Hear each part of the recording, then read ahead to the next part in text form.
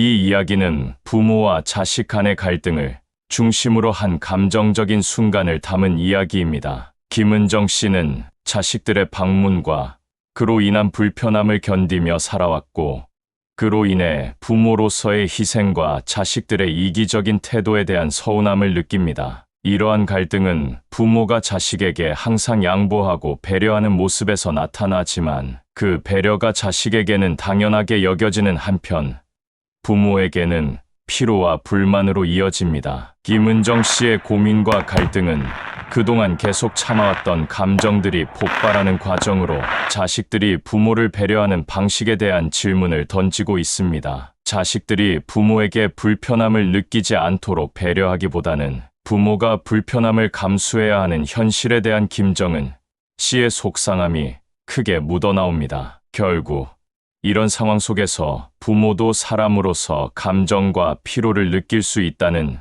점을 강조하는 이야기로 각자의 입장을 생각하고 배려해보면 좋겠습니다. 그럼 이야기 시작합니다. 김 씨는 자식이 둘입니다.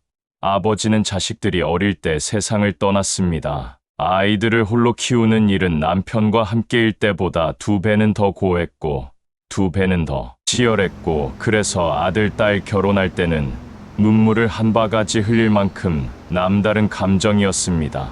시집 장가 보내는 슬픔 기쁨도 있었고, 걸어온 삶을 되돌아보니 스스로가 대견하기도 했죠. 아들과 딸 모두 서울에서 직장에 다니며 가정을 꾸렸고, 김 씨는 여전히 충남 바닷가 마을에서 살고 있습니다. 아들아, 15일에 병원 가. 15일이면 월요일이야. 그래, 그날 가도 괜찮니? 너희 바쁘면 검사만 하고 내려가고. 아니에요. 집사람도 오후엔 집에 있는데요, 뭘. 그래, 그럼 그날 보자. 김 씨는 1년에 3번 서울에 갑니다. 자식 보고 싶어서 놀러 가는 것은 아니고 3년 전 서울에서 암 수술을 했기 때문이죠. 다행히 초기에 발견되어 수술이 잘 되어서 이제는 4개월에 한 번 정기 검사를 받으러 올라갑니다. 그리고 그럴 때면 아들이나 딸 집에서 하룻밤 자고 왔습니다. 검사하고 아들 집에서 자고 다음 주 검사 결과를 들으러 올 때는 딸 집에서 자고는 했죠. 처음부터 그랬던 것은 아니었고, 서울까지 기차를 타든 시외 버스를 타든 서너 시간은 걸리는 터라 당일에 왕복하기 건강에 무리가 간다는 판단하에 아들과 딸 상의를 해서 결정한 것이었죠. 그 전까지는 매번 아침 일찍 올라갔다 오면 저녁 늦은 시간이었습니다. 이제는 자식 집에서 쉬다 오니 주위에서는 아들, 딸이 서울에 살아 좋겠다며 주변 사람들에게 부러움을 샀죠. 2주 뒤에 김 씨는 시외 버스를 타고 서울로 올라갔습니다. 오전에 검사를 해야 했기 때문에 아주 이른 시간에 집을 나섰죠. 다만 병원에 함께 갈 보호자는 없었습니다. 월요일 오전엔 아들, 며느리, 딸 사위 모두 직장에 있을 시간이었습니다. 한참 뒤에 도착한 서울 병원까지는 택시를 타고 이동했습니다. 돈이 아까워 평생 택시도 몇 번 타보지 않았던 김 씨지만 처음 서울에 와서 병원을 찾아갈 때 한참 헤맸던 기억이 있었기 때문에 그 뒤로는 늘 택시를 탔습니다. 그렇게 검사를 받고 오자 점심시간쯤이 되었습니다. 그래서 다시 택시를 타고 아들의 집으로 향했습니다. 다행히도 병원과는 멀지 않은 곳이었죠. 아들 내 집 앞에서 벨을 눌렀습니다. 검사가 늘 같은 시간이었지만 오늘은 조금 시간이 뒤로 밀리는 바람에 평소보다는 이른 시간에 도착했습니다. 그래도 항상 비슷한 시간쯤 아들 집에 도착했지만 오늘은 웬일인지 문이 열리지 않았습니다. 다시 눌러보아도 묵묵부답이었습니다. 문을 손으로 두드려 보기도 했는데 안에 사람이 없는 듯 조용했습니다. 그래서 아들에게 전화를 걸었습니다. 오늘 지민이 엄마 출근했니? 집에 없는 것 같은데. 그러자 아들이 대답했다. 오늘 오전 근무라서 지금 집에 있을 텐데요. 아들의 말과는 다르게 여전히 문은 열리지 않았습니다. 아들이 며느리에게 전화를 해보겠다며 잠시 전화를 끊었습니다. 그리고 5분쯤 뒤에 다시 전화가 왔습니다. 엄마 집사람이 오늘 일이 늦게 끝난다고 그러네요. 집 근처 카페에 좀 가 계시겠어요? 알았다 일하는데 내가 너무 일찍 왔네. 천천히 하라 그래 서두르지 말고. 보통은 집에 들어가 있으라고 하지 않나 의아했습니다. 하지만 딸 집도 아니고 며느리 집에 함부로 들어가기도 좀 그랬죠. 아무도 없는 집에 먼저 들어가서 기다리고 있는 것도 마음 편하지 않을 것이기에 알았다고 했습니다. 아파트 단지 앞에 카페가 있길래 들어갔지만 계산을 해주는 사람은 보이지 않고 기계 앞에 줄을 길게 선 것을 보고는 다시 되돌아 나와야 했습니다. 김 씨가 사는 곳도 읍내에는 요즘엔 저렇게 기계가 많이 생겼는데 어떻게 사용하는지 몰라 그런 곳은 가지 않았습니다. 주변의 다른 카페는 보이지 않아서 다시 아파트 단지 안으로 들어가 놀이터에 앉아 있었습니다. 그러다 며느리에게 전화가 왔습니다. 어머니 죄송해요. 한두 시간 아니 1시간 반 정도만 기다리실 수 있을까요? 아, 천천히 와. 지금 어디 계세요? 카페에 들어가셨어요? 괜히 놀이터에 앉아 있다고 하면 며느리에게 부담만 줄까 싶어 말을 이었습니다. 아니 근처에서 잠깐 누가 보자고 해서 나왔어. 그러니까 천천히 할 일 다 하고 와. 그러자 며느리가 반색했다. 퇴근이 3시간이 넘게 걸릴 것 같다고 했다. 김 씨는 속으로 끙 하는 소리가 가 절로 나왔습니다. 그 시간까지 어디서 뭘 해야 할지 막막했죠. 며느리 주려고 직접 농사지은 과일을 한 봉지 챙겨왔는데 가방 속에 있는 과일도 지친 모습이었습니다. 김 씨에겐 남아있는 시간이 천근만근 느껴졌습니다. 하지만 이제 와서 집에 내려가겠다고 하면 괜히 며느리 탓이라고 생각할까봐 가겠다고 하지도 못했습니다. 그래 너 도착했다고 하면 그때 갈 테니까 걱정 말고 일해. 며느리가 안심하며 전화를 끊었습니다. 그리고 김 씨는 핸드폰을 붙잡고 하늘만 쳐다보았죠. 그나마 날씨가 선선해서 있을 만했지만 그렇다고 3시간 넘게 바깥에서 앉아 있기만 할 수는 없었습니다. 혹시나 하는 마음에 딸에게 전화를 걸었습니다. 야, 너 지금 일하지? 어린이 집 선생님인 딸은 가끔 일찍 퇴근하는 날이 있어 혹시나 해서 물어보았습니다. 어린이집이지 왜? 서울이야. 응. 내 새 언니가 오늘 일이 늦게 끝난 데서 혹시 너 일찍 퇴근하면 너희 집에 갈까 했지. 아, 오늘 애 아빠가 야간 근무라서 지금 집에 있을 텐데. 그래서 좀 그런데 자고 가게? 머뭇거리면서 곤란해하는 딸, 그래서 더는 묻지도 못하고 황급히 대화를 마무리했습니다. 그래 혹시나 해서 물어본 거야. 신경 쓰지 마. 다음 주에 검사 결과가 나오면 또 딸의 집에 가야 하는데 오늘처럼 약속도 안 한 상태로 무작정 갈 수는 없었습니다. 너 있으면 잠깐 얼굴 보고 가려고 했던 거야. 네 새 언니 금방 오기로 했어. 언니한테 비밀번호라도 물어보지 들어가서 기다리면 되잖아. TV 아도 보면서. 아유 너 같은 시어머니가 그러면 좋겠어.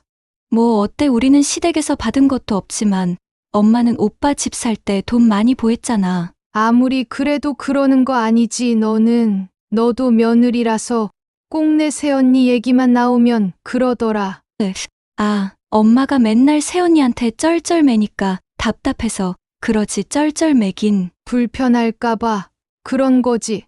그리고 나도 마침 누구 좀 만나려고 하기도 했어. 엄마가 서울에서 누굴 만나 딸이 캐물었지만 김 씨는 얼버무리며 전화를 끊었습니다. 그리고는 또다시 한숨을 푹 쉬었습니다.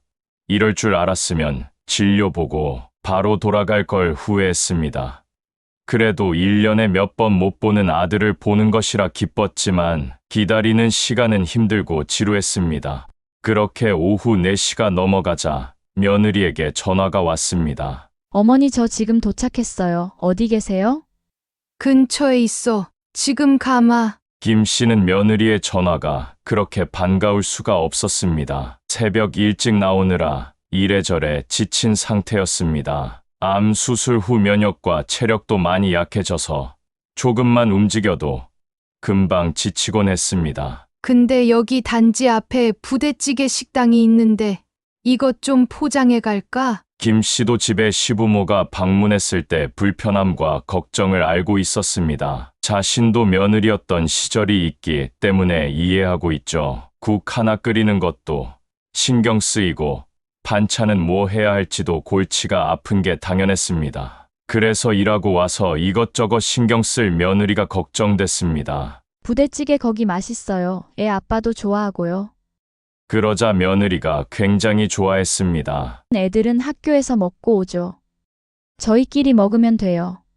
그래서 김 씨는 식당에 들러 음식도 포장해서 갔습니다. 이번에는 현관문이 열렸죠.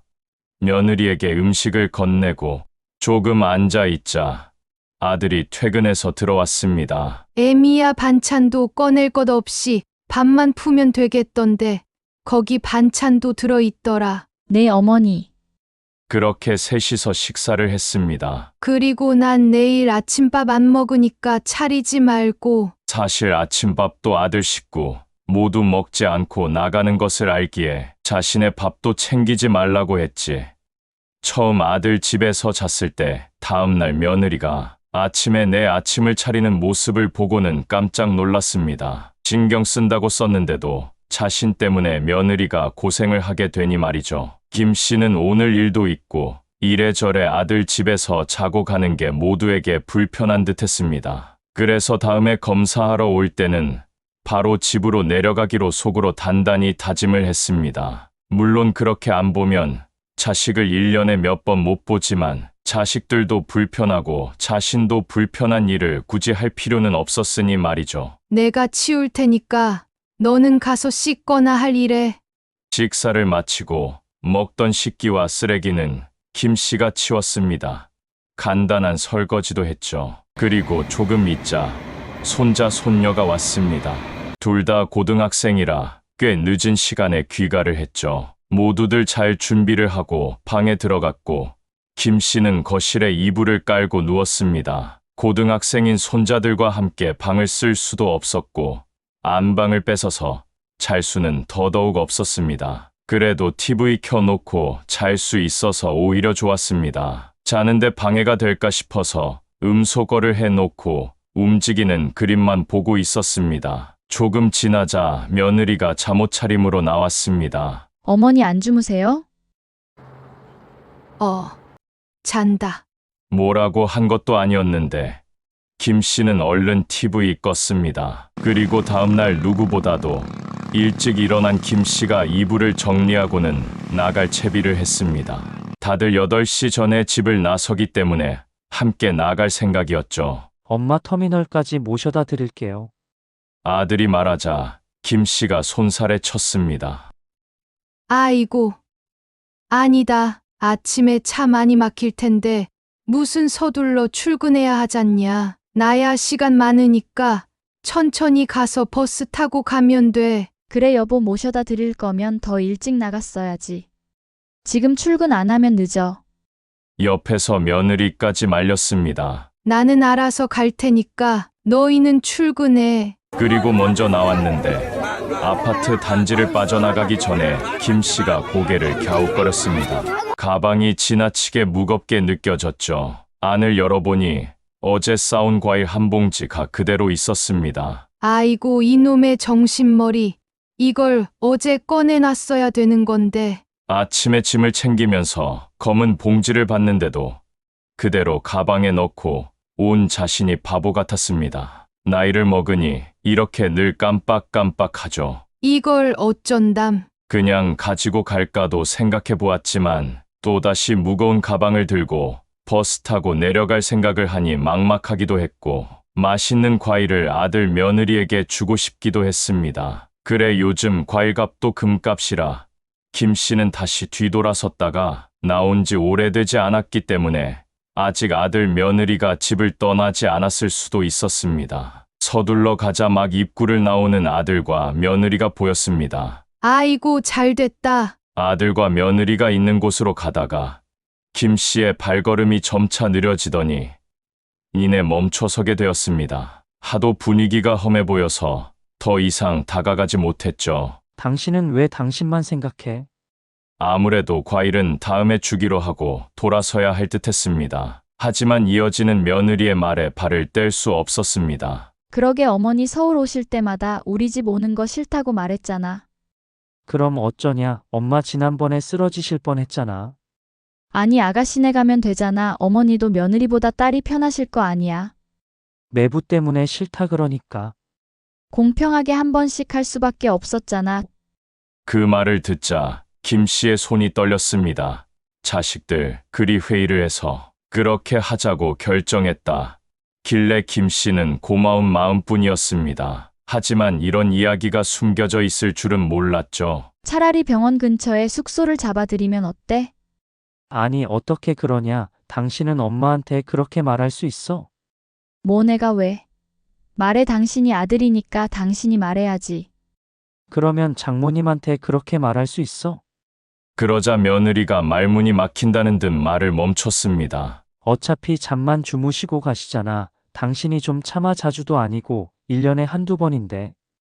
아니 주무실 곳도 없는 거실에 누워서 지키고 계시는 것도 불편하고 오시면 청소도 해야 되고 식사 준비도 해야 되고 얼마나 신경 쓰이는 줄 당신이 알기나 해? 김 씨는 그 말을 듣고는 미안한 감정도 들었습니다. 조심한다고 조심해도 며느리가 불편한 건 시어머니가 아무리 노력해도 소용없었으니 말이죠. 그래 식사하고 가는 것까지는 내가 양보한다 치는데 버스 타고 가면 저녁 때 도착하실 수 있는데 왜 굳이 남의 집에서 자고 가시려는 거야? 남의 집은 좀 심하지 않냐? 아니 그렇잖아. 아침 일찍 오셔서 검사하시고 집에 충분히 가실 수 있잖아. 그리고 어머니 집이 아니면 남의 집이지 뭐. 너는 아무리 그렇다고 집에 없는 척을 하냐? 아들의 말에 김 씨가 눈을 부릅떴습니다. 아니 어머니가 평소보다 빨리 오셨잖아. 준비할 게 있는데. 어제 엄마가 몇 시간을 기다리셨는데 몸도 별로 안 좋으신데. 아니 잠깐 청소만 하고 오시라고 하려고 했는데 약속이 있으시다길래. 나도 좀 쉬었지 내가 뭐 어머니 밖에다 몇 시간 동안 세워둔 것처럼 말하지 마. 뭐가 다 그렇게 불편해? 그냥 그러려니 해 좀. 아무리 생각해도 우리 집 살 때 어머니가 돈 보태셨다고 생색내고 주무시고 가시는 것 같아. 설마 그만하자. 그럼 앞으로 주무시지 말고 내려가시라고 말하면 되지. 매번 엄마 올 때마다 당신 등살에 내가 스트레스로 죽겠다. 그러니까 진짜 그렇게 해야지. 이제 와서 뭐라고 말씀드릴지도 걱정된다. 당신이 알아서 해.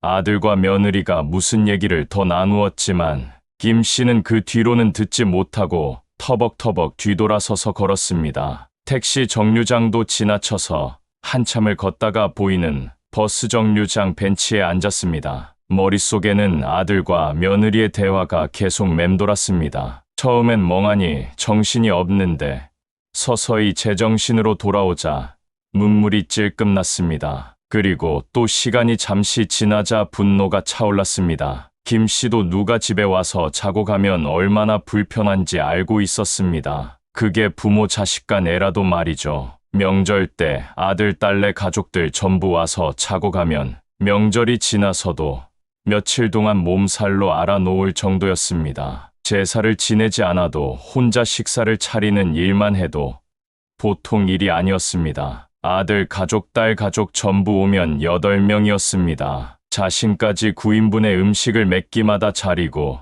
치우고 하려면 몸이 부서질 듯 했습니다. 그래서 김 씨는 늘 명절이 기다려지는 것과 동시에 두렵기도 했죠. 하지만 자주 있는 일도 아니었고 자식들이 오면 그런 수고스러움보다는 반가운 마음이 더 컸습니다. 가족 간의 정을 나누기 위해서 그 정도 노고는 감수해야 한다고 생각했습니다. 하지만 얼마나 힘든 일인지 알기 때문에 김 씨는 그런 부담을 주지 않으려고 꼬박꼬박 챙겨 먹는 아침도 굶고 조용히 있다 가려고 노력을 많이 했습니다. 하지만 자식은 부모와 같지 않죠.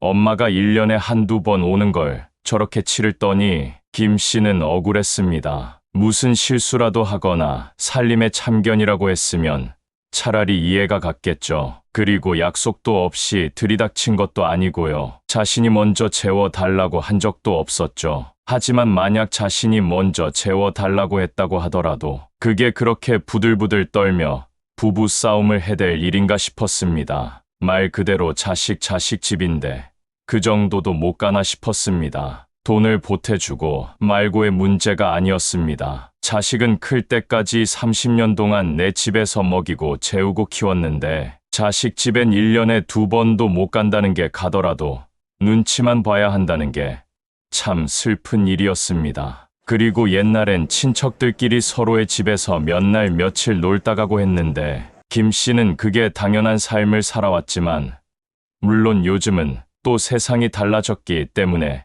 자신이 변해야 한다고 생각했습니다. 하지만 시어머니 문도 안 열어주는 며느리라 참 기가 막혔습니다. 일하고 있는 며느리 부담 줄까봐 어제 몇 시간을 떠돌아다닌지 모르겠습니다. 집에 있었으면서도 없는 척 감쪽같이 속이는 게 심했고 결국은 며느리의 말에 동조하는 아들도 한심했습니다. 그리고 다른 것도 아니고 검진을 받기 위해 멀리서 서울까지 혼자 올라온 엄마를 걱정하는 자식은 없었습니다. 김 씨는 정신을 차리고 터미널로 갔습니다. 그리고 버스를 타고 집으로 가는 길에 울적한 마음으로 딸에게 전화를 걸었습니다. 하지만 하소연하기 위해서가 아니었습니다. 딸도 자신이 묻고 가는 걸 싫어한다는 아들의 말이 떠올라서였죠. 아니길 바라며 딸이 전화를 받길 기다렸습니다. 엄마 왜? 출근했지? 잠깐 통화 가능해? 응, 말해. 이제부터 병원에 올라올 때는 너희 오빠에서 안 짜고 너희 집으로 가려는데 괜찮을까? 결과 들을 때 말고 검사할 때도? 그래, 그러니까 1년에 3-4번 너희 집에서 자는 거지. 그러자 딸이 대답을 못했습니다. 딸이 이전에 말했던 이론대로라면 딸이 결혼할 때도 김 씨가 돈을 보태었으니 그 집에 김 씨도 드나들 자격이 있는 셈이었는데 말이죠. 김 씨는 딸의 생각이 궁금해서 없는 말을 지어냈습니다. 그래도 나도 내 오빠네보다는 너희 집이 더 편하기도 하고 수험생도 있으니까 눈치가 좀 보이네. 새언니가 눈치죠? 그게 아니라 딸이 더 편한 거지. 그러자 딸이 쩔쩔 매며 말했습니다. 그런데 3-4번은 좀 집도 좁고. 딸이 말끝을 흐렸지만 그 의중은 명백했습니다. 이렇게 친딸도 부모가 오가는 게 싫은데 며느리라고 좋을 리가 없겠죠. 김 씨는 이제 자식들의 뜻을 다 알았습니다. 그래서 마음을 고쳐 먹기로 했습니다. 병원에 갈 때도 오가지 못하는 자식 집인데 남보다도 나은 게 없었습니다. 그러면 차라리 자식들을 멀리 사는 남이라고 생각하고 살기로 했습니다. 며느리처럼 말이죠. 당연히 남인 자신이 집에서 자고 가면 불편하겠죠. 자신도 그렇게 생각하기로 했습니다. 그리고 그렇게 자식들도 같은 처지임을 꼭 알게 해주고 싶었습니다. 얼마 안 있어 추석이 되었습니다. 딸은 시집에 들렸다가 다음날 온다고 했고 아들의 가족은 명절 당일 오후에 왔습니다. 이번에는 김 씨도 밥을 차리지 않았습니다. 뭐하러 그 고생을 해서 상 차리고 밥이나 하는 회의감도 들었기 때문입니다. 뭐야 음식 아무것도 안 했어요? 명절인데. 올해부터는 그냥 안 하게 나가서 먹으려면 먹고 집에서 먹으려면 먹고. 지금 식당도 별로 안 열었던데. 나는 배가 안 고프다. 김 씨가 시큰둥하자 아들이 며느리의 옆구리를 쿡쿡 찔렀습니다. 그러자 며느리가 한숨을 쉬더니 팔을 걷어붙이고 냉장고 문을 열었습니다. 그럼 간단하게 차려서 먹자. 원래는 설거지는 무조건 김 씨가 했지만 이번엔 밥을 먹고 나서도 소파에 앉아 일어나지도 않았습니다. 엄마 다 먹었으니까 치워야죠. 그래, 치워라. 아들과 며느리는 잠시 말을 잃었다. 자기가 좀 치워나는 차리느라 힘들었으니까. 며느리의 눈치에 아들이 뒷정리를 하고 설거지도 했습니다. 자식들이 오면 이리 뛰고 저리 뛰고 시도 쉴 틈 없이 움직여야 했는데 가만히 있으니 알아서 밥도 차려주고 무척 편했습니다. 그리고 과일을 내와서 서로 이야기를 하는 걸 지켜보았습니다. 우리 내일 올라가는 길에 여행지 좀 들렸다 갈까? 그래 그러자. 그럼 서울로 올라가는 길에 근처에 있는 해수욕장에 들르자. 그러면 엄청 일찍 나가야 될 텐데. 차 막히기 전에 가려면. 우리 네 식구 오랜만에 바다 보네. 그러게 서울에서 바다 볼 일이 없으니까. 엄마 내일 아침밥은 좀 일찍 차려줘요. 후딱 먹고 갈게요. 그동안 왜 몰랐나 싶었습니다. 아들 내 바다 구경 계획에 김 씨는 쏙 빠져 있었습니다. 그리고 김 씨가 밥 차리고 치우는 것도 자식들을 위해 무엇인가 하는 것도 자식들에겐 그저 당연했죠. 하지만 누구 하나도 엄마한테 바다같이 갈 거냐고 묻는 사람이 없었습니다. 그저 김 씨가 아침밥을 몇 시에 차려주는지가 더 중요했죠. 서울에서 그 수모를 당하고 와 놓고도 혹시나 하는 생각이 들어 명절 때 온다는 자식들을 말리지 않았지만 역시나였습니다. 김 씨는 마음을 완전히 접었습니다. 이후 과일을 집어먹으며 이야기꽃을 피우고 있던 아들이 나를 보고 김 씨에게 말했습니다. 엄마는 하나도 안 드셨어네요. 그래 안 먹어 다 먹었으면 너희는 이만 가봐라. 그러자 아들이고 며느리고 할 것 없이 모두들 어리둥절해했습니다. 어딜요? 며느리가 묻자 김 씨가 대답했습니다. 어디긴 너희 집에 가 봐야 할 것 아니냐. 늦었으니까 부지런히 운전해서 가야겠다. 자지 말고 가라고요? 그래 뭘 남이 집에서 잠까지 자고 가려고 하니. 그러자 며느리 표정이 울그락불그락해졌습니다. 그리고 옆에 있던 아들이 물었습니다. 왜 그래? 당연히 자고 가야지. 지금 시간도 늦었고 명절인데. 아니야, 뭐가 늦었어. 지금 올라가면 금방 도착하지. 그리고 나 불편해서 이렇게 다 같이 못 자. 너희 자고 가면 나는 또 부엌에서 자야 하잖아. 너희 가면 편히 내 방에서 자련다. 다들 벙찐 표정을 지었습니다. 김 씨의 말이 제대로 머릿속에 입력이 안 되는 듯했습니다. 얼른 가보라고. 그렇게 멀지도 않으니까. 오늘 내려왔다가 오늘 올라가는 건 별일도 아니잖아. 왜 그래? 오늘 좀 이상하더라. 어떻게 오늘 온 자식들을 이 밤에 다시 올라가라 그래? 무슨 화나는 일 있어?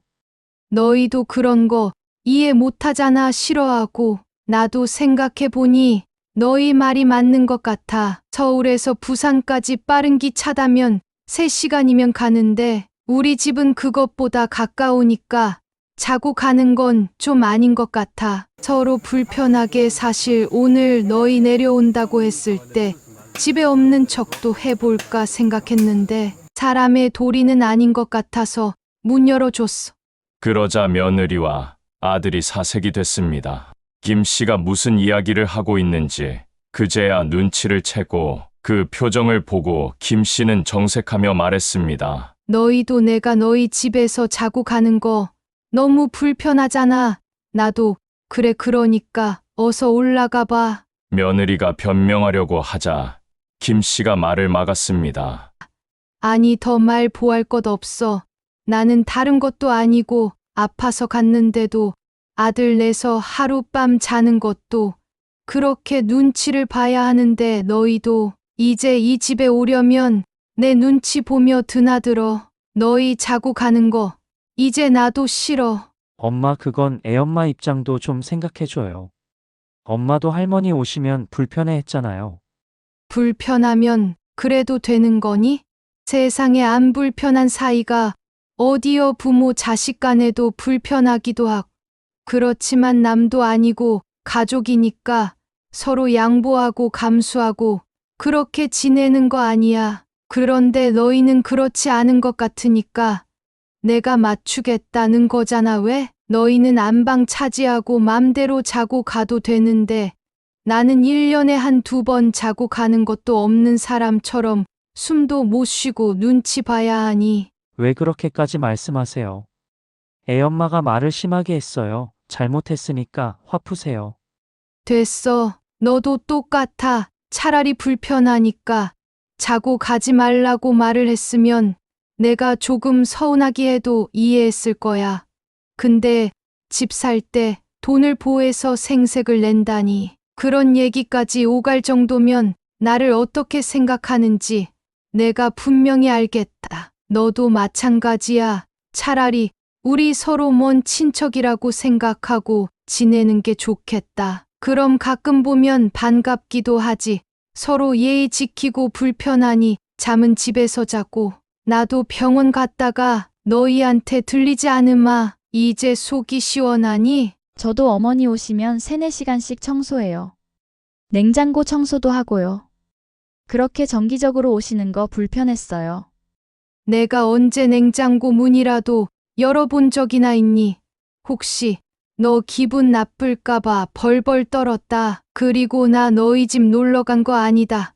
몸이 아프니까 하룻밤 좀 신세진다는데 그게 그렇게 질색할 일이야? 너희는 휴가 때도 바다 구경한다고 와서 너희끼리 놀다가 잠만 자라도 온 적도 있잖냐. 근데 왜 남 부모라는 이유로 그런 취급을 받아야 해? 가족이 아니라 피 안 섞인 이웃이라고 하룻밤은 웃으면서 채워주겠다. 이제 잔말 말고 얼른 나가봐. 피곤하니까 일찍 쉬어야겠어. 너희도 알다시피 내가 아직은 완치된 게 아니라 암 환자 잖니. 신경 쓰이게 하지 말고 빨리 가. 김 씨는 일어나서 자식들을 모두 집 밖으로 쫓아냈습니다. 사실 손주들까지 있는데 이렇게까지 하는 게 속이 후련한 것만은 아니었습니다. 하지만 그날의 비참한 심정을 떠올렸습니다. 내가 자식을 생각하는 것만큼 자식이 나를 생각해 주길 바란 것도 아니었습니다. 하지만 남보다도 못한 것 같은 취급의 자신도 똑같이 하고 말았습니다. 그렇지 않으면 영영 같은 취급을 받으며 살아갔고 아무리 노력해도 부모의 방문이 그렇게 싫다는데 김 씨도 그런 취급을 받아가며 자식들을 찾아가고 싶은 마음도 전혀 들지 않았습니다. 내일은 딸 내가 올 텐데 딸도 똑같이 쫓아낼 아니면 이런 말을 또 하는 것도 스트레스니 차라리 오지 말라고 할까. 그것이 고민이었죠. 거기에 신경을 쏟을 시간에 자신을 위해서 시간을 보내기로 했습니다. 스트레스로 인해서 건강이 더 안 좋아지니 신경 끊고 살아가는 게 정신 건강에도 좋을 것 같았죠. 자식들에게 번갈아 가면서 전화가 왔고 문도 두드렸지만 한동안은 거리를 두고 생각하는 것이 좋을 것 같아서 더 받지 않았습니다. 김 씨의 마음의 문이 현관처럼 꽉 닫히고 말았습니다.